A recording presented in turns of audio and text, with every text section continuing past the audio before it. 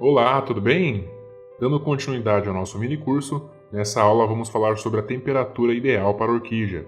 Você sabe se a orquídea gosta de frio ou de calor?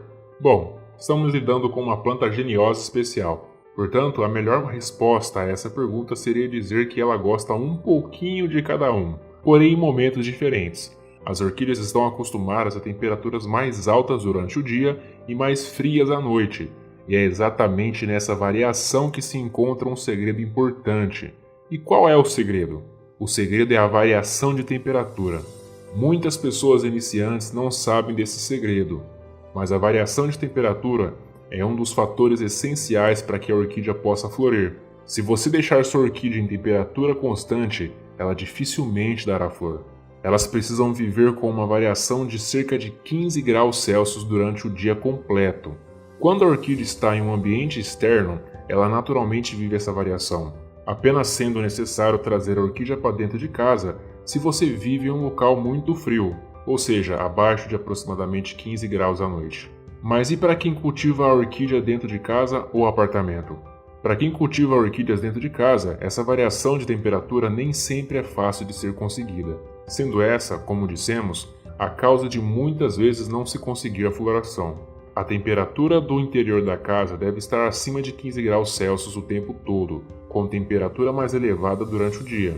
Se durante a manhã e a tarde você deixou a orquídea em um ambiente aberto, com janelas abertas, sacada, pátio, sempre protegida do sol direto, então à noite leve as plantas para dentro de casa, já que a temperatura irá cair. Se você mora em um local muito frio, por exemplo no sul do Brasil, onde no inverno temos temperaturas muito baixas, então, se necessário, coloque papelão para isolar o frio entre a planta e a janela. E como entender se a temperatura está correta? Você precisa observar sempre sua orquídea. Lembre-se de que é uma relação diária de cuidado. Se você fizer isso e com um pouco de experiência e conhecimento, você conseguirá entender o que sua planta precisa, pois ela lhe dará alguns sinais claros. Por exemplo, se a temperatura for muito baixa, as folhas logo ficarão escuras e moles. A orquídea como um todo se tornará frágil e a planta não será capaz de se defender contra fungos e bactérias. E como saber se a temperatura está muito elevada? Se a temperatura for muito elevada, as folhas apresentarão tonalidades amarelas ou pretas, que são sinais de queimaduras. As pontas das folhas ficarão castanhas ou irão parecer secas.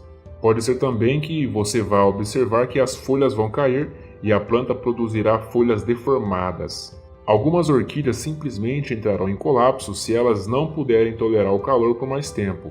Portanto, tome muito cuidado com dias quentes demais. Quando a temperatura for muito elevada, leve a planta para um pátio coberto e aumente a circulação de ar.